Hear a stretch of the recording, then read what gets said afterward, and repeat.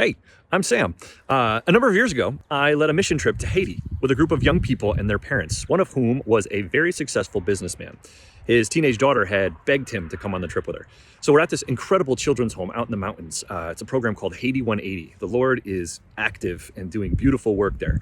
So this father joins me on the porch with a couple of cold sodas in his hands, which, by the way, tastes better down there because it's made with real sugar. So he sits down and he points to his daughter.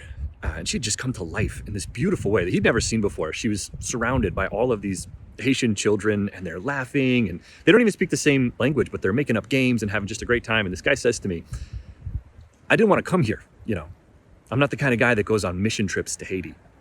And I knew that about him. So I'm like, And he says, I told my daughter that I would only come if she fundraised all the money we needed to cover the trip.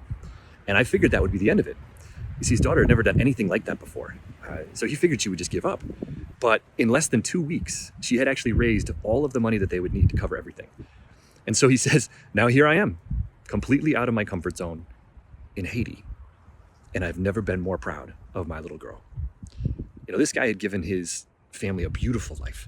They were very comfortable. He told me about all the vacations they'd gone on, and all of it was to try and grow together as a family. And he said, I've spent over 100 grand looking for this, but I never expected to find it here, where my daughter took me on a trip more meaningful than all the others. And so he handed me a soda and he said, I'm really grateful she dragged me along. There's more to fatherhood than just providing the material needs for your children.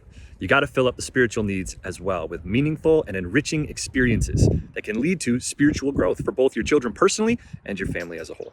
So the Lord is active and he's doing beautiful work everywhere. Think about ways that you can get your family involved. Please like and share this video with someone who you think should hear it. Thanks. I'm Sam. God bless.